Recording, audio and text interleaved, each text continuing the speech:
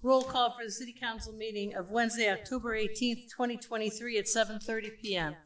Mr. Nelson, Mr. Brzezinski, Ms. Faulkner, Ms. Flores, Mr. Keys, Mr. Troop. Mr. Witherspoon is absent. All right, stand up.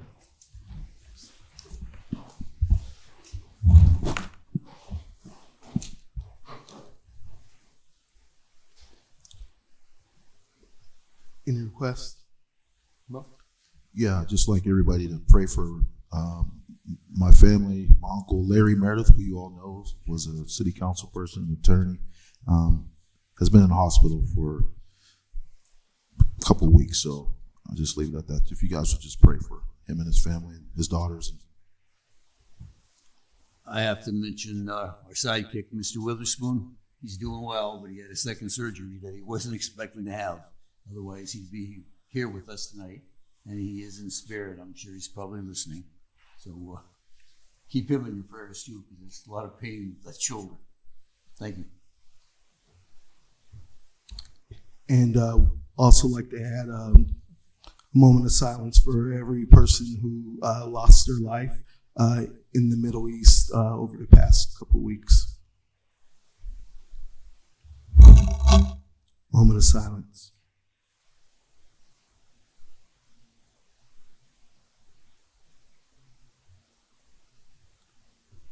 Dear Heavenly Father, we come before you first of all grateful and thankful that you allowed us to assemble ourselves in these chambers.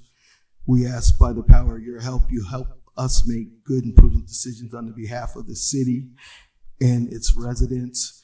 We ask that you look upon our councilmen and our former councilmen as they go through health struggles. We ask that you comfort all those who are in mourning at this time, and that you look in on those who are the least fortunate and add a special blessing. That's in your name. Amen. Pledge allegiance. Pledge allegiance to the flag of the United States of America and to the republic for which it stands, one nation, under God, indivisible, with liberty and justice for all.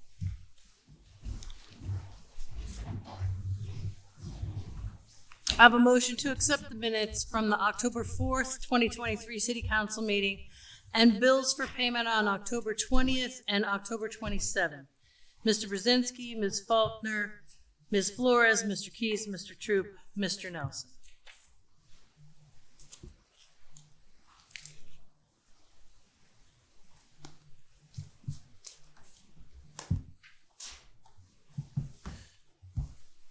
Do we have any repository sales today?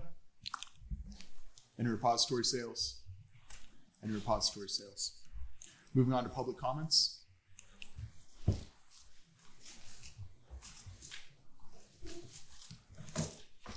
Hello, my name is Art Leopold. Thank you for the opportunity, City Councilmen and esteemed councils, gentle ladies. Also, Mr. Mayor, administration. It's not often I get the opportunity to come up and congratulate you guys because it seems like you're doing some good things. In particular, 2 items on the agenda. One would be the rental housing ordinance. I got so excited when I first heard that this was going to be brought up, and I like the ordinance in its current form. It can always be improved upon, but I think it's a good move. I was excited in particular because several years back, in working with Marcus Atkinson, who was over at Third Erie, we did some tenant-landlord relations, and this is a giant leap forward, as far as I'm concerned. And I hope you do pass it. It's the final passage, and I think it'll be good for the city. Second of all would be the sidewalk ordinance. That's the one that I know. This is, let's see, Council File 16396. This is focusing on construction. I think we're making good efforts there, and I certainly do appreciate that. I'd be remiss, though, because I know there's one of my good compadres, Freda, who's not here, would bring up these issues. Curb transitions, there's no mention, no detail. Curbs, signage, alternate service areas and alternate routes. They're not really specified. Also, I didn't see any particular penalties that are issued within this. Maybe they leap over to another ordinance. That's great. But I think it's a good first step. And I applaud you for moving on it and looking to do something in this regard. The other thing, of course, it doesn't address the snow problem in the wintertime. And that's a big one. And Maz knows, the mayor knows, I'm always talking about this, other folks, is that when the plows jam that snow up on sidewalks, it's not a construction issue, it's just an ignorance issue. And that's something that we need to police more closely. So I want to applaud you. Seems to be all good news. And I thank you for your time this evening. Thank you, Art.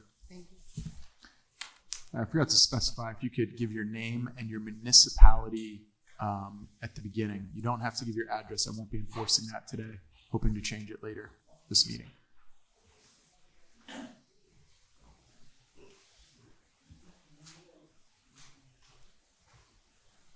Good evening. My name is Gary Konachik. I'm a lifelong resident of the city of Erie. So I'm here to talk to you about the rental ordinance. I think it's well-intentioned. I kind of understand that. I think there was a nice parade of tenants that spoke of its need. I think in some cases, it was emotionally tweaked a little bit to achieve the intended result. But I don't think this ordinance is going to do anything to reduce homelessness. I think it's more likely to reduce available residential housing in the city of Erie. So let's talk about the big picture investment, which I'm extremely pro-investment of in the city of Erie. I've lived here my whole life, and myself and my wife own a few apartment units. On the one hand, I could say that I don't think it's really going to affect me much. I haven't had an eviction for 10 or 15 years, and there's a bunch of reasons for that. But I think it's, the quality of our units and our style isn't of a tenant. Our style is we have a customer. We're an owner, a business owner, and we treat the person occupying as a customer. Let's talk about the big picture. Property taxes in Erie total 3.7% of assessed value. That means in most years, the taxes exceed the appreciation. It might have been different for a year or two. So it's a big disincentive. And people do what they do. They vote with their feet. They move their capital to adjacent suburbs which because it's considered the right thing to do when you're upwardly mobile. The school district tax policy has been aggressive. I know I'm talking about city council, but they've raised taxes every year. They're sitting on tens of millions of dollars of cash, but they're doing that. I know you don't control it, but that's just part of the big picture. Then we have things like rental registration. It's really well intentioned. In the beginning, I can remember how many smoke alarms were installed, and it's quite unfortunate if a property owner doesn't install them. I think it's just a terrible disservice for themselves. The exposure it puts them to their customer tenants. But rental registration increases the cost of doing business. Unresponsible owners, they ignore a lot of the rental registration. They don't file, they don't pay, and if the box is checked non-compliant, BIU does nothing, that's the impact of that ordinance, and I fear that this may have similar implications, but so be it. But anyway, the rental registration has a minimal impact on the quality and the amount of investment. It didn't do what it was intended to do. I think if you go back and look, let's talk about the stormwater fee. I really think it's well intentioned. I didn't oppose it. It's just another cost of doing business and reason for people not to invest in the city of Erie. And then, of course, there's the maze of building, electrical, plumbing, curb cut, heating, etc. Any one of them is perhaps proper, perhaps well-intentioned, but it's a maze. Why don't people build in the city of Erie? I just told you 3 or 4 or 5 reasons. It's a hell of a lot easier to build somewhere else. And in the broadest sense, investment must be incentivized. If the market isn't working, you've got to turn the dial somewhere. LRTA does that in a big way, but there's still a lot of obstacles to not cause the private sector to build on those many, many lots that exist today and are being created by a good blight program and a good demolition program. For my last minute or two, I'm just going to talk about real quick a couple things about the ordinance. Section 5, it really doesn't, it talks about code violation. Well, here's the problem with that section. Virtually every property, once I owned, live in, hesitate to say perhaps the ones you own and live in, has a code violation. So if you have a code violation, the tenant then can say to arrange the property cited and prevent the lease from being terminated. But every property has a code violation. I can almost guarantee it. That's just the nature of the beast. And this is going to be a problem to put that power in front of the tenant and say, you got this code violation. Because, like I said, almost everybody does. Section 6, it doesn't define who is a survivor of domestic violence. Don't let the courts decide what that is. Put that into your ordinance. I'm not sure why a just cause ordinance gets into 60 days notice, but 30 is a reasonable notice for my customer. And I would always give them at least 60. That's just too long, but it's not the end of the world. But eviction during the term of the lease, this section 9 does not seem to allow one to evict, say, if I had a vacant sale clause, and so many of the agreements may hold that. Right now, then, a tenant could hold up a sale because they're not going to leave because this section doesn't allow that. That is, I'm speaking specifically talking to you about section 9. And I sent that to the solicitor, and he's doing what he's planning to do with it, I guess. 10 more seconds. Penalties at 12. Who imposes this fine of 100 to 1,000? What's the criteria? What's the appeal procedure? That's it. Thanks, Gary. Thank you. Good day.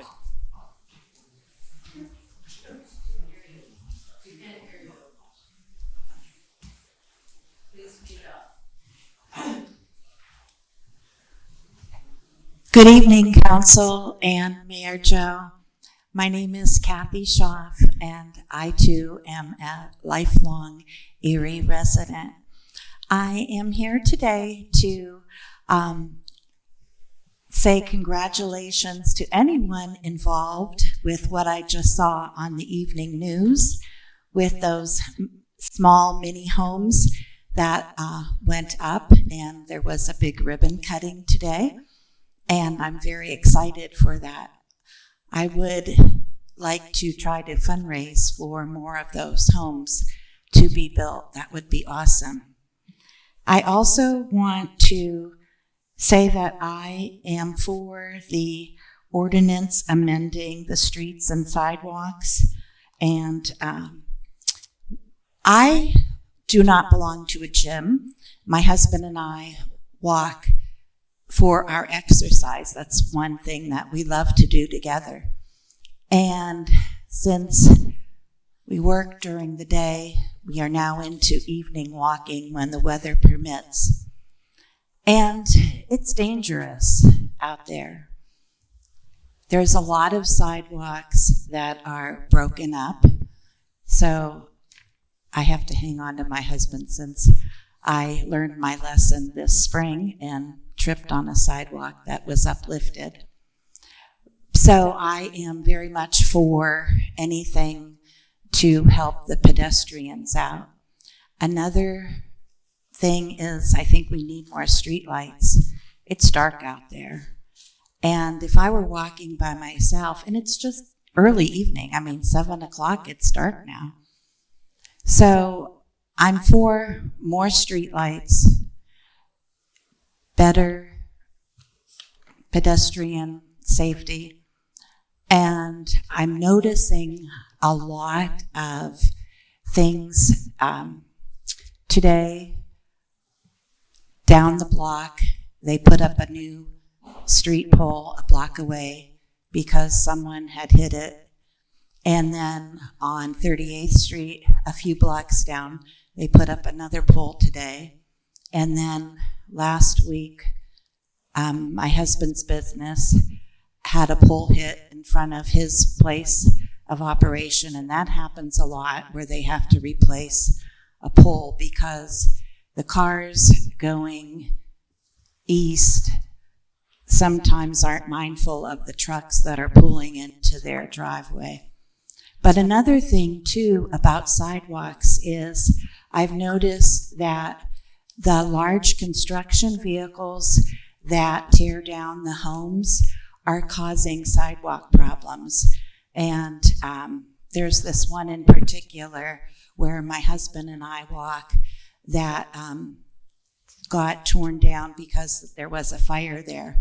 and the sidewalk is just completely broken up and still has sidewalk chunks laying there during the pedestrian sidewalk area. And there was, I don't know if it's still there, but I almost tripped over a sign by the Pontiac field that was on the sidewalk. And you just have to really be careful. And now that it's really dark in the morning and at night, we need to be mindful. When I moved into my house in 1987, people used to stop at the stop sign. I have a driveway and a stop sign on either side of my driveway, on the other side of the street. And people aren't as polite anymore, unfortunately. I mean, I do have the wonderful people in my neighborhood that do stop, but there's a lot of frustrated drivers out there who are just out for themselves, and you really do have to be careful. So again, I am supportive of the sidewalk issue. Thank you.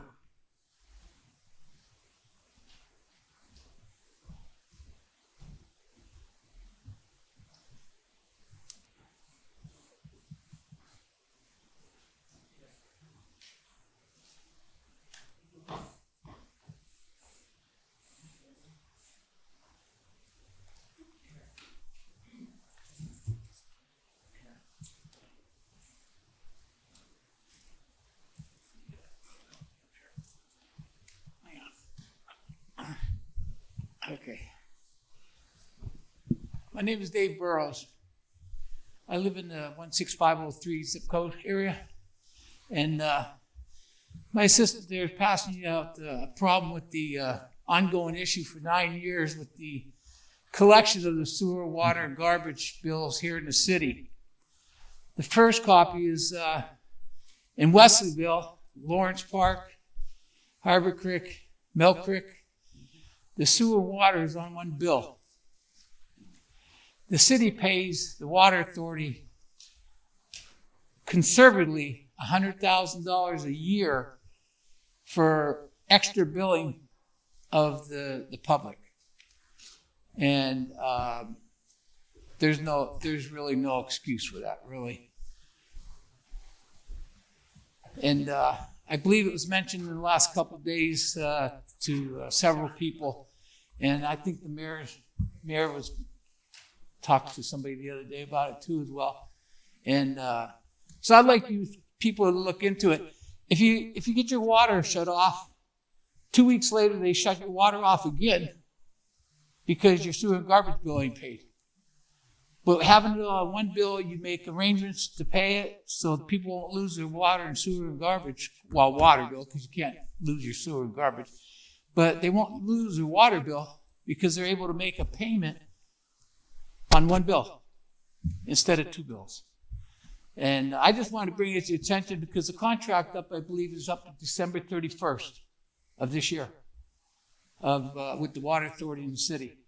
From what I understand, that would have to be verified by you folks. But that's all I have to mention for right now. And the fact that they're tearing these houses down, I had a contractor from Buffalo that looked at a house at 533 East 13th Street. And he wanted a bid on it. He looked at it, got a price on fixing the foundation, and the structure was good. Like the bones were good. But if you tear that house down, you can't put nothing on it. It gets taken off the tax record because it's too close to other houses.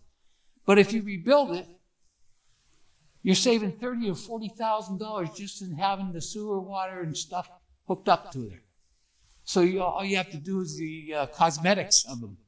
And the one I was looking at, 533 East 13th Street, the city employee told me that she looked at it and the construction, the basement foundation was bad. It was bad. That's why I had a contractor come and give us an estimate from this businessman out in Buffalo that wants to build a house or fix up houses in the area. But once you tear it down, it's worthless. You get the city collects $20 a month or a year of taxes on it. That's all I have to say for right now. I appreciate if you could look into that problem with the sewer garbage and water bill. Okay, thank you. Thank you.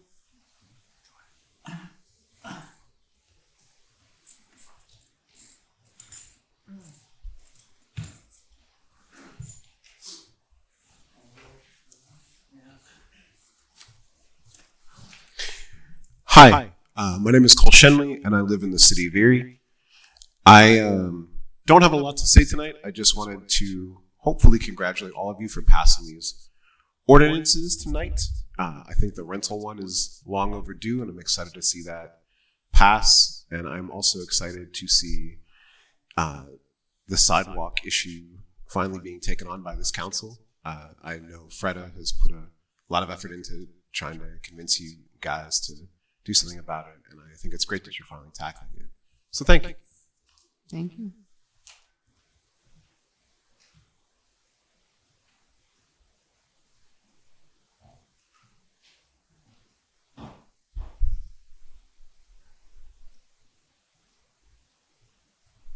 Good evening, Mr. Chairman, Mr. Mayor, members of the council. Thank you for your time this evening. Natalie Miller, by the way. I'm here to discuss the ordinance amending and supplementing the codified ordinances for the City of Erie Part 3 by adding Article 354 rental housing. I'm focused specifically on Section 4 definitions, specifically letter D. The definition of eviction as it stands, you have written eviction and is any conduct, action, or legal proceeding to remove a tenant or occupant from or otherwise recover possession of a rental premises. So this definition as it stands is very broad, and I want to be very respectful here because I can tell you guys have put a lot of time into this, and I appreciate that.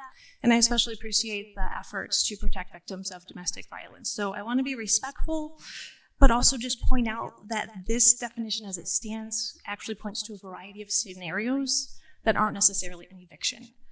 So, for example, an eviction is a very specific legal process whereby a judge writes an order of an eviction.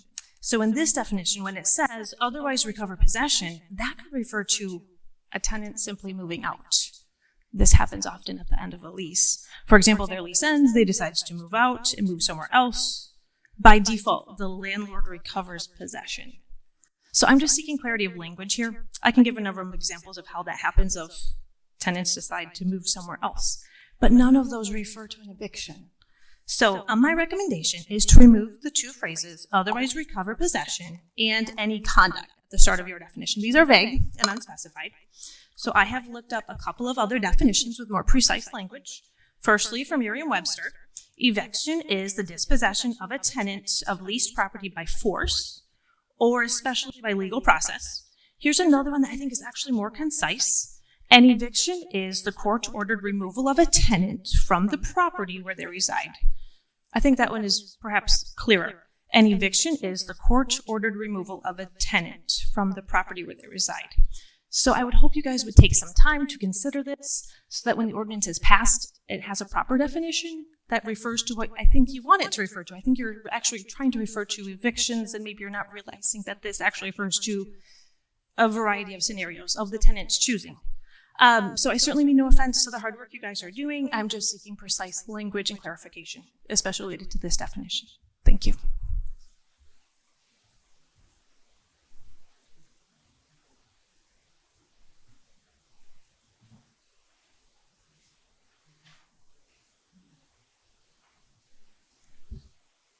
Any other public comment?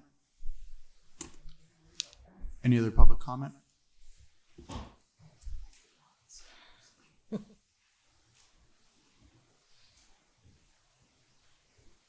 Any other? No. I was debating. My name is Donald Crenshaw. I'm a resident here at Erie, Pennsylvania. I think most of you know me, and one of the things that I'm very passionate about is trying to make a difference in my community. 19th and Parade, 80-something units of affordable housing has been built. with no assistance from the city of Erie. Not $1, Mayor. 80 units. I've taken it on myself to rehab the units that's in Erie that I own to create home ownership. I got 5 on Buffalo Road right now for home ownership. We renovated them. I stopped renting them 5 years ago, but I've been being charged for renter registration fee when they weren't being rented. It strictly says, it's gone to court 3 times. The courts have said you're right, Dawn, but we still fight. Council members, my father told me, son, you may give out, but never give up. I'm tired.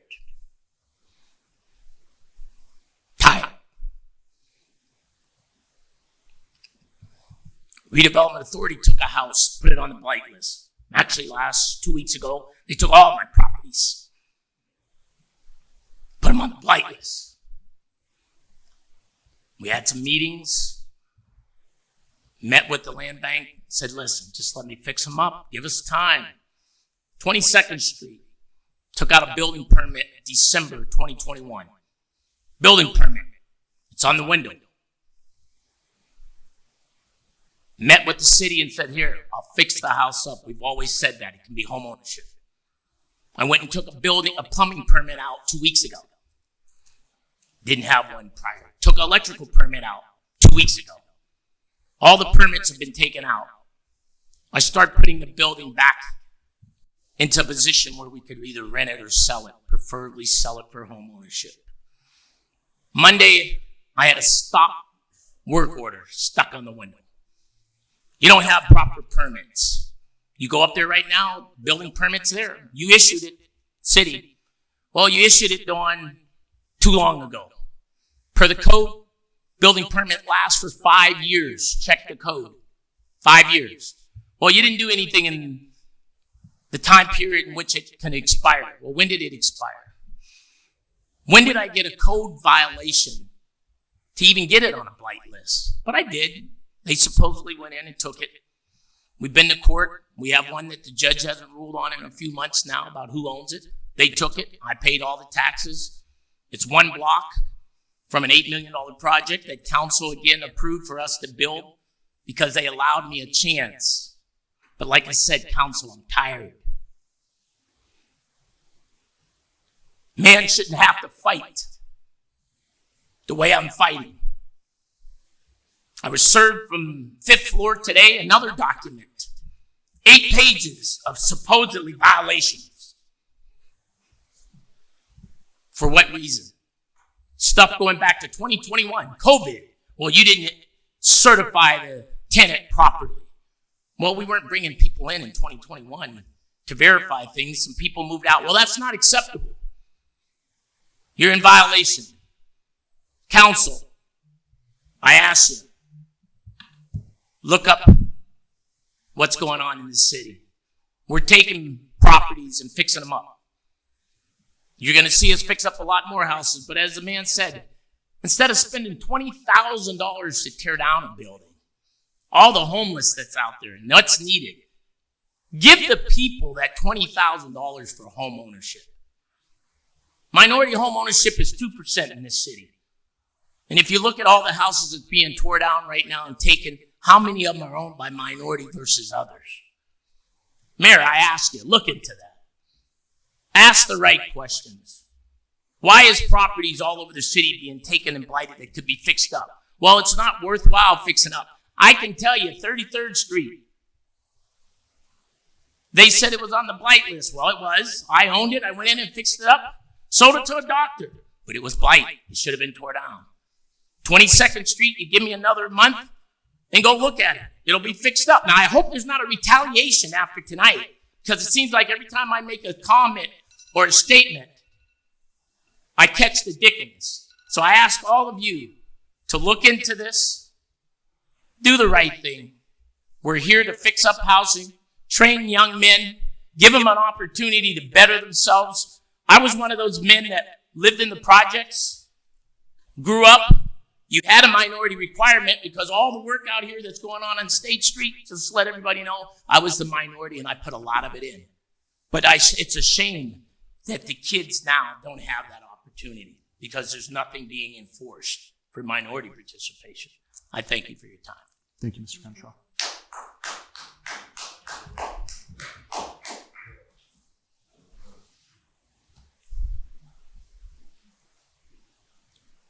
Do we have any other public comment?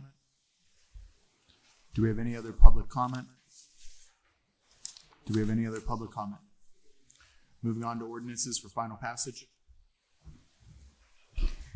Council file number 16390, official ordinance 65-2023, appropriating the sum of $325,000 from unappropriated and anticipated revenue and providing for the expenditure thereof from the Department of Justice Cops Bomb Squad Regional Response Vehicle.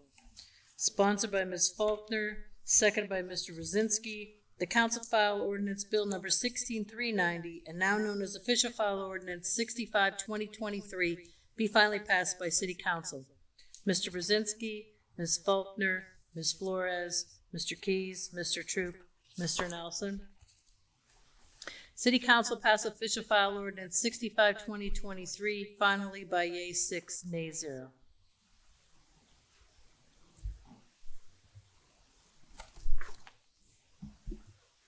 Council file number 16391, an ordinance amending and supplementing the codified ordinances of the City of Erie, Part 3, Title 3, Business Regulation, by adding Article 354, Rental Housing, establishing the rights and obligations of the owners and occupants of rental housing in the City of Erie. Discussion. Mr. Betza, I was wondering, one of the people in public comment had asked for some clarification. I remember we had a long discussion, but I don't feel confident reiterating that discussion myself about the definition of eviction. Can you clarify for me what the reasoning behind that definition was? Because I know it was kicked around a lot through the process. Well, that definition has gone through somewhat of a tortured history, but I mean, the comments from the young women raising the issue, I don't oppose those proposed revisions. I don't know that it necessarily makes an impact. If the definition of eviction is broad, it still is that you can't evict someone against our rules. And so if somebody were to leave voluntarily, even if that were somehow to be deemed to be by a broad reading of the term, it wouldn't apply because nobody's evicting somebody in violation of the rules. So I don't think that the need is pressing to change that definition. That being said, I don't disagree with her comments, and I wouldn't have an objection to changing that definition as she proposed. Would it be wise to maybe table this until it gets straightened out?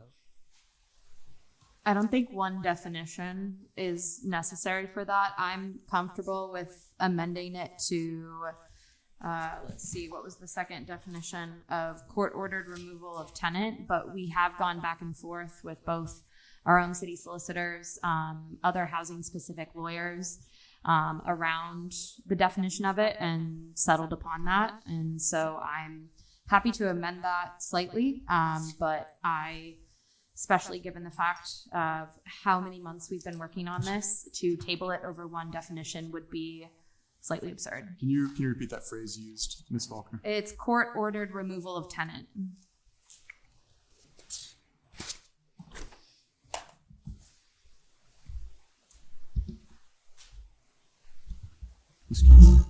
Yeah, so why don't we just add that phraseology to the current phrase, and that way everything stays in place. Mr. Betza, you said that's comfortable. I don't have an objection to that if that's the wish of council. I mean, I will also point out that Mr. Konachik also raised some issues. And as a practical matter, I do think this is going to be a learning process as to, is it good? Is it not good? Does it create problems? As long as you're open to amending it to address concerns as they arise, I'm all right with the ordinance as it's drafted, but I have no objection to that, Mr. Keyes' proposal to amend the definition as suggested by the public. Yeah, I felt like through the process there was a lot with the apartment association and stuff that addressed many of the things that Mr. Knanchuk had brought up to us. I feel pretty confident with his points, but that one definition spot was something where we'd kicked around. I had never been quite settled on it. I mean, there were dramatically different views, as many council members know, and this, when I said tortured, I don't mean that in any way disrespectful, but there were very strong beliefs that certain things needed to be in the ordinance, and people opposed to that, and vice versa. And to be able to get this version where both sides, people who were taking it from an extreme position trying to protect renters and taking it from an extreme position trying to protect landlords, both legitimate positions, when both sides seem to say, I think this works. That's why I'm just hesitant to say we can change a number of things without getting further input. But I don't think that definition, whether it be broad or strict, is going to affect it. And I tend to like the simplicity of a shorter definition if you're comfortable with it. Lori, what is the line there? Is it on that ordinance? Do you have it? Is it G or something like that with the definition? D, eviction, any conduct, action, or legal proceeding to remove a tenant or occupant from or otherwise recover possession of a rental premises.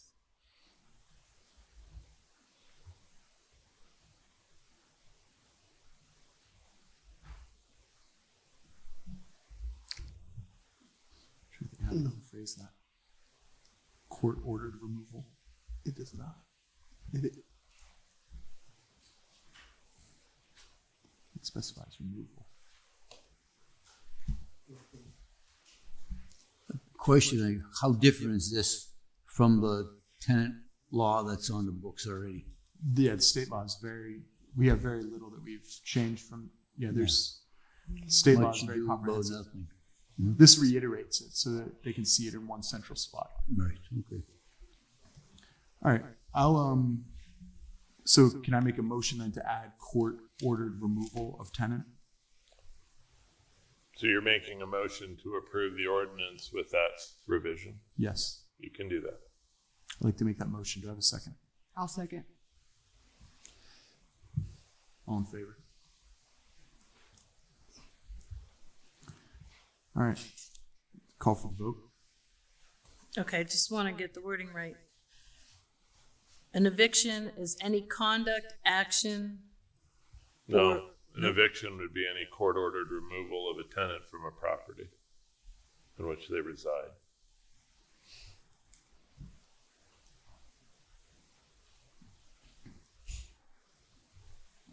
So somehow the definition that we had for simplicity actually got shorter with our amendment.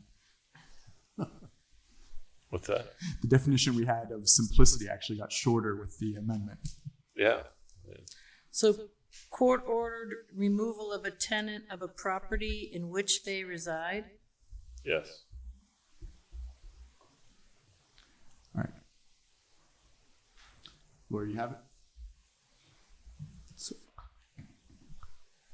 well, I have the solicitor there. Mr. Solicitor. Yes. Question for you. Okay. So,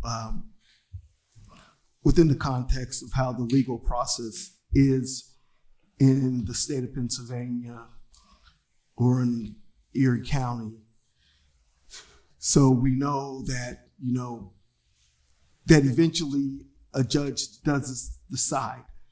But I think in the longer definition, it talks about the actions and whatever, which all is considered an eviction. It's probably a de facto eviction, for those other reasons. But, ultimately it is the possession, court-ordered possession. But my question was, even though that's the end result is the physical repossession, notice or fouling of it could be for those other reasons. So that was my question to you was, does that make a difference? And is that why the different other things were mentioned in the ordinance? Most likely. I think that, again, the bad act, let's say that I'm going to kick somebody out of their apartment or their rental unit because they are the victim of domestic violence. We're saying in our ordinance that that's not permitted. That's not a legitimate reason. And so the more narrow you define eviction, then the fewer the potential violations. The broader the definition, you are correct, Mr. Keys. There may be a reason in having it be broad. I inherited that definition, and we dealt with it and made some changes. But it is broad, and since I didn't write it, I can't say what the intent was, but I suspect the intent was to try to be a much broader perspective and be more, in essence, protective of the tenant. The concern from the speaker is that there could be potentially absurd interpretations of that, and that is a risk. And so a more narrow definition, it makes it simpler, easier, but it may lead to an occurrence where somebody is somehow potentially victimized and it doesn't technically fit as under the more narrow definition of eviction.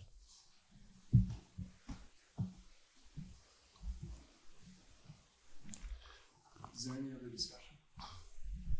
So we would be moving forward with the amended ordinance in the definition. With that, I would call for the vote. Do I have to read the motion to amend and then read it as amended? I think you would just say Okay. that we have a motion to approve the ordinance As amended. as amended, Okay. and then take the vote and see if it passes.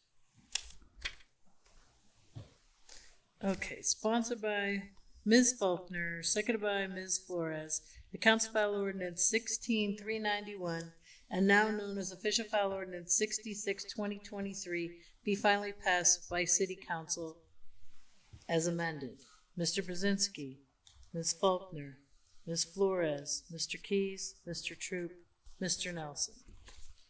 City Council passed Official File Ordinance 66-2023 finally by yea 6, nay 0.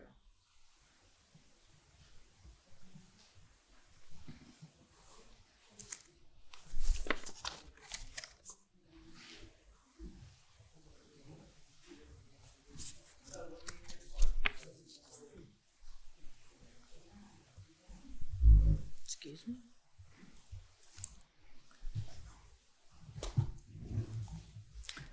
Moving on to the next ordinance. Council File Number 16392, Official Ordinance 67-2023, an ordinance amending the following sections of Article 112, Rule of Council, and more specifically 11201, Meetings 11202, Place of Meetings 11205, Meetings open to the public 11210, Order of Business 11211, President of Council 11212, Permanent Standing Committee, Liaison Chairperson, and 11215, Review of the Budget. Sponsored by Mr. Nelson, seconded by Ms. Flores, the Council File Ordinance Bill Number 16392, and now known as Official File Ordinance 67-2023, be finally passed by City Council. Mr. Brzezinski, Ms. Faulkner, Ms. Flores, Mr. Keys, Mr. Troop, Mr. Nelson. City Council pass Official File Ordinance 67-2023 finally by yea 6, nay 0. As amended. We amended the time of the...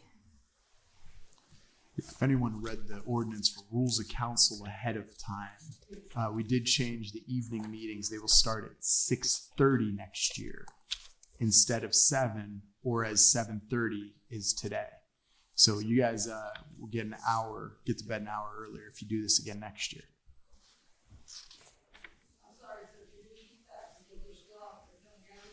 Yeah.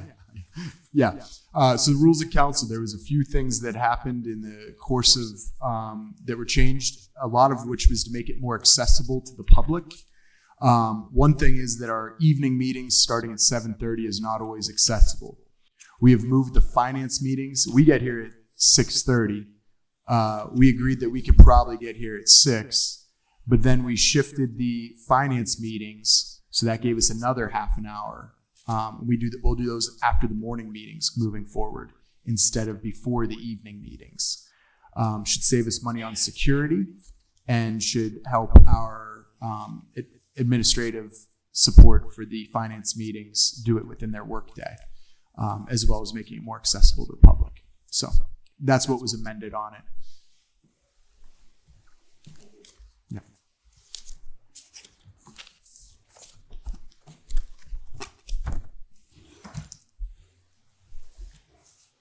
Council File Number 16393, Official Ordinance 68-2023. An ordinance appropriating the sum of $200,000 from unappropriated and unanticipated revenue for the expenditure thereof. Funds are from the federal grant from the U.S. Department of Transportation. Sponsored by Mr. Nelson, seconded by Ms. Flores, the Council File Ordinance Bill Number 16393, and now known as Official File Ordinance 68-2023, be finally passed by City Council. Mr. Brzezinski, Ms. Faulkner, Ms. Flores, Mr. Keys, Mr. Troop, Mr. Nelson. City Council pass Official File Ordinance 68-2023 finally by yea 6, nay 0.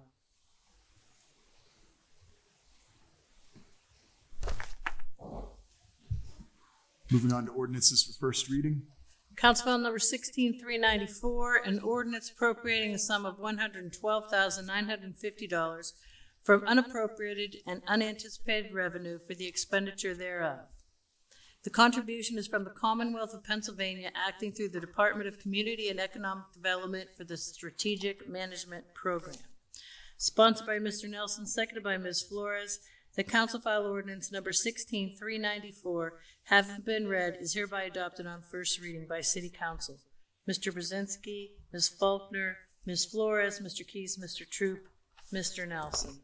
City Council read and adopt Council File Ordinance 16394 by yea 6, nay 0 on first reading.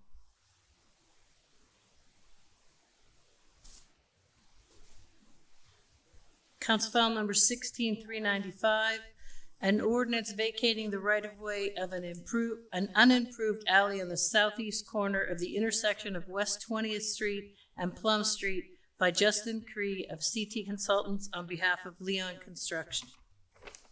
Sponsored by Mr. Keys, seconded by Ms. Flores, the Council File Ordinance Number 16395, having been read, is hereby adopted on first reading by City Council. Mr. Brzezinski, Ms. Faulkner, Ms. Flores, Mr. Keys, Mr. Troop, Mr. Nelson. City Council read and adopt Council File Ordinance 16395 by yea 6, nay 0 on first reading.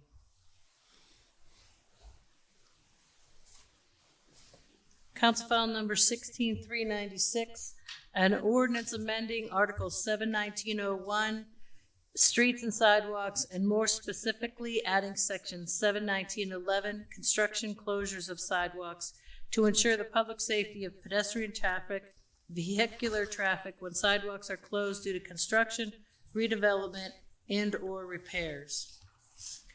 Mr. Sponsored President? by Oh, I'm discussion. sorry. Go ahead. You have a question when you're done. May I speak, or are you still done? Go ahead. Okay, If it's discussion. My only question on this is how are we going to enforce it? I know that the people we have in enforcement now are overloaded with everything that they're trying to do. People talk about blighted properties and they get no answers. People talk about trees being cut down. This will be on the front end.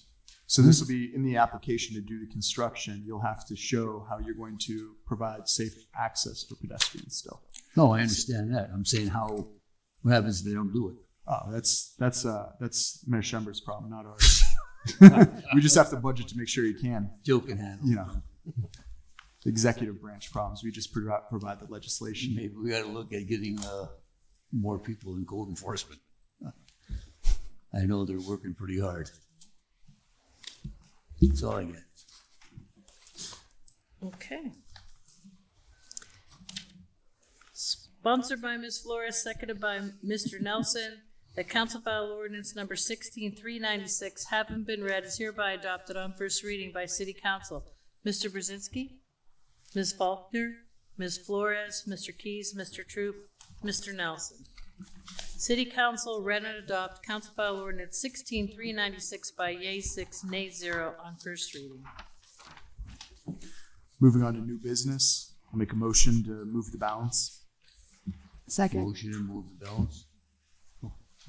She seconded it before he did it.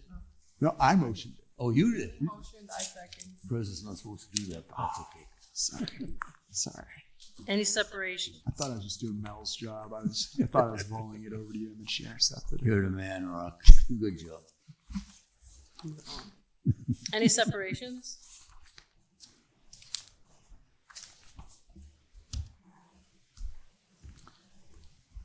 No, I'll call for the vote. Moving the balance of the agenda, Mr. Brzezinski, Ms. Faulkner, Ms. Flores, Mr. Keys, Mr. Troop, and Mr. Nelson. I'd like to make a motion from the floor to waive rules. I'll need a supermajority to do that. And my intent is to introduce a resolution for the mayor reappointing Ben Wilson to the EMTA. I'll second your motion. Call for the vote to waive rules. Voting to waive the rules, Mr. Brzezinski, Ms. Faulkner, Ms. Flores, Mr. Keys, Mr. Troop, Mr. Nelson. The resolution sponsored by Mr. Nelson, seconded by Ms. Flores. Receiving the communication from Mayor Joe Schember reappointing Ben Wilson to the EMTA, the Erie Metropolitan Transit Authority, for a 5-year term expiring October 22nd, 2028. City Council receives and confirms. Voting on the resolution, Mr. Brzezinski, Ms. Faulkner, Ms. Flores, Mr. Keys, Mr. Troop, Mr. Nelson. Resolution passes yea 6, nay 0. Moving on to committee reports. Do we have any volunteers to start? Mr. Brzezinski. I'll start. No reports today. All Have a right. good evening. We had a blighted property meeting on October 11th, and at that meeting, they went over the old business, which was 15 properties added, 3 properties being rescinded, and then as of the meeting, they had 244 blighted properties remaining on the list, and as of the 2023 judicial state tax sale, we will have 53 properties located within the city limits, and 6 of them are additional and under intention by the redevelopment, so more likely they're going to claim them. We have a EMTA Zoom meeting coming up on October 23rd at 4 p.m. If you would like to participate in that, they do ask that you reach out through email and get a Zoom link emailed to you. Those are public meetings, so if there's issues with the bus that you think need to be addressed to accommodate our community, please participate in that. And as well with the blighted property review board, they ask that you register through Zoom so you can participate as well. Those are held on the second Wednesday of every month. And then the EMTA meeting is the 4th Monday of every month. That is all I have to report. Mr. Keys.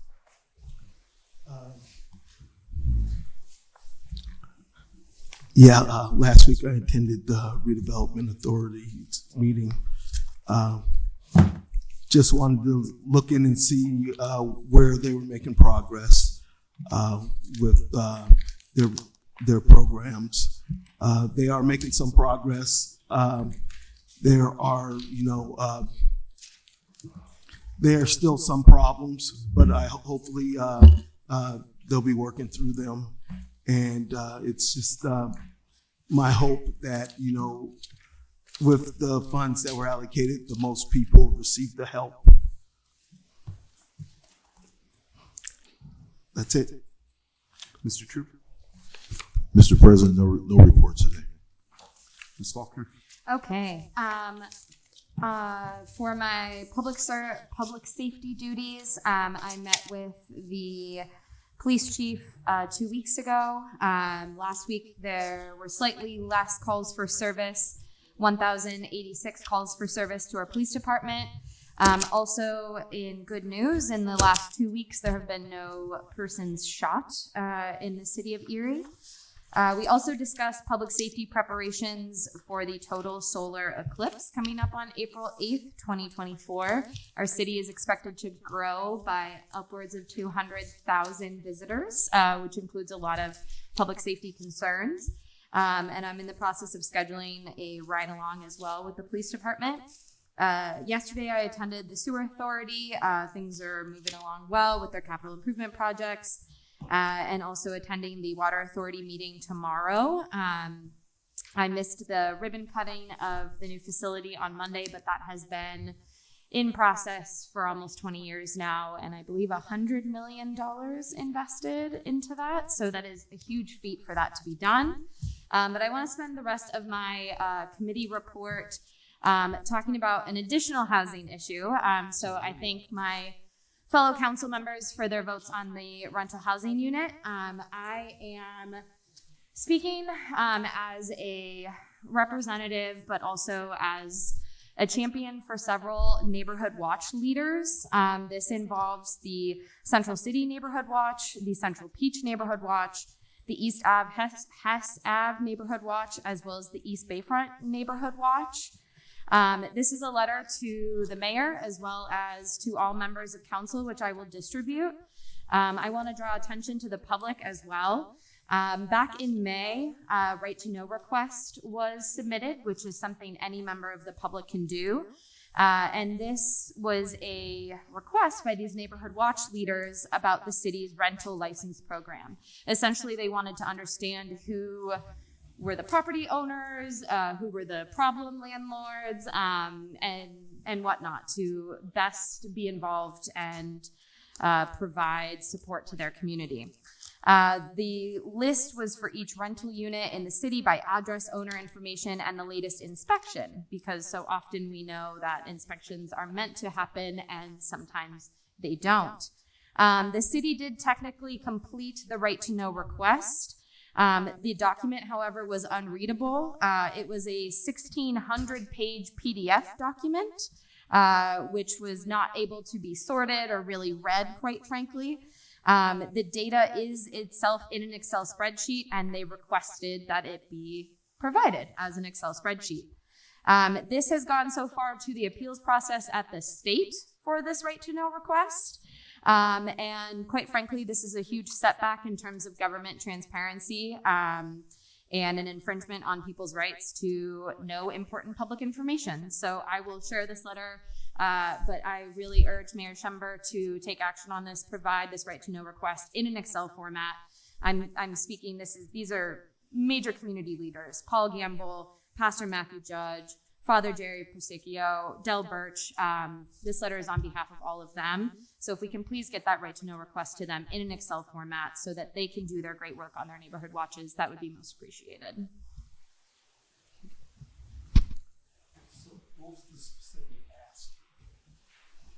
It's all outlined in the letter, but it was for a list of each rental unit in the city by address, owner information, and latest inspection date for each unit, which is all perfectly acceptable information for a right to know request.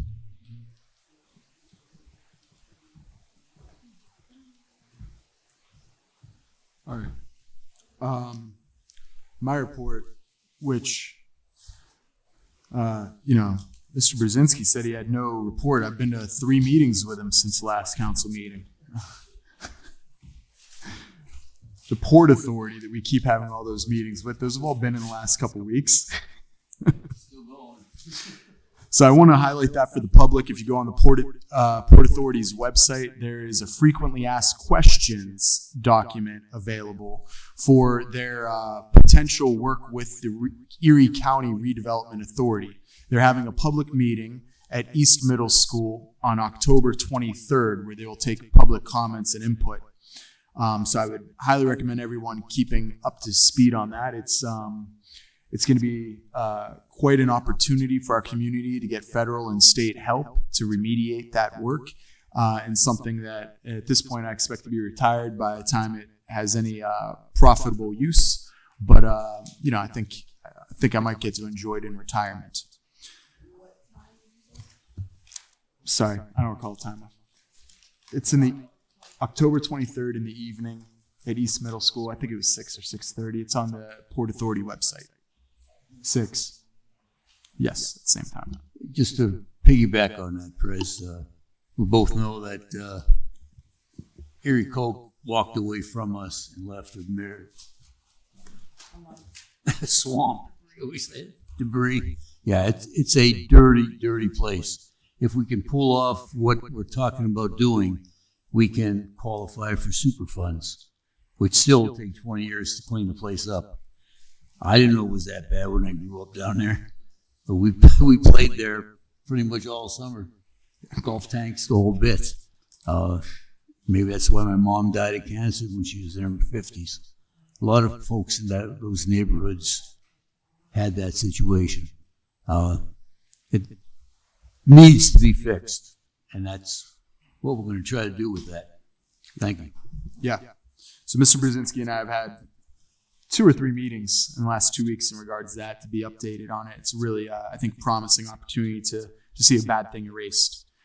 As we've had the update to the tenants' rights, we had quality of life, we've had rental registration. And the big question keeps being asked: how is this going to be enforced? That's really that's one of the things that both sides keeps asking. Where are we going to see consistency on these definitions? How are we going to define the domestic abuse situations? What are we going to leave this up to? And I want to remind the public and the administration and council that in our comprehensive plan in 2016, it suggested a housing court. And that was considered the easy thing to do. They expected that it was really the first thing we could get done, and it would be done in 2017. And I think that was before all of us were in office that are here today. Mel was here for it, but he's out with surgery. That's something that as we hit budget season, I know the intermunicipality work with it would be most beneficial. I know that Westerville Borough had discussed it at their last council meeting. That's a position that I think it'll pay itself back. We just had a house on my block that has been vacant for 12 years. It inspired the vacancy registration. I'll be frank about that. It's just because of the one guy. It's fallen into blight. It's fallen into disrepair. We have people squatting in there that have been using the garage for all sorts of fun that my 90-year-old neighbor calls me about. And it just went to trial to determine evaluation and got a continuance of another month. So it's, when we look at these issues of blight, when we look at, I can show you our docket of legislation this year. I think we've been crushing it. Rental rights today, there's been a docket of stuff to address blight. I can't even blame it on the executive branch when we look at division of powers. I think you're doing all right there. I'm not even gonna blame it on you. But if we don't get the judicial branch resourced correctly, then we're going to continue to see these problems. And the fact that it hasn't been redressed yet, after the comprehensive plan expected to be done within a year, is something that I would love to work legislative branch budgeting with the executive branch to get done in the kind of order that the comprehensive plan seemed to think we could get it done in. And then the judicial branch would be lined up with us. And then I'd have no one to blame but you, Mayor. And whatever legislation we fail to pass. So anyways, that's it for my report. On to solicitor. No? I have nothing. I'm sorry. Right. I have nothing. Mayor Schember. I'll be brief also, but attended the grand opening of 3 tiny homes at the Community Shelter Services today, and that was incredible. And they were $15,000 each is what they cost, and they're trying to raise more money to do more of them. And they had 3 groups there that were going to live in these homes. So it was, and they gave them the keys as a conclusion to the ceremony. I also attended on Monday the dedication of the Weasley water plant, which $80 million have been invested in that over the last almost 20 years. And it's totally redone now. I had a tour of the inside. It's really incredible. The great quality water that's going to provide to our residents for decades to come. We've been very busy, my team and I, getting next year's budget ready for you guys to look at shortly here. And it's going to be still very busy, at least another week or so until we have it all ready. Went to the Manufacturers and Business Association's 118th annual event last week. Sully Sullenberger spoke at that. Were any of you there? I can't remember. It was a very good event. A lot of people there, and the presentation was very interesting about what he went through. And the last thing I want to mention is it was Luther Manus's 96th birthday back on October 10th, and they had a little celebration in front of his Sunoco that he started there on East 12th, and we had a great celebration and wish him well. That's all I've got. Thank you, Mayor. And with that, meeting's adjourned. City Council adjourns at 8:35 p.m. Mr. Nelson, Mr. Brzezinski, Ms. Faulkner.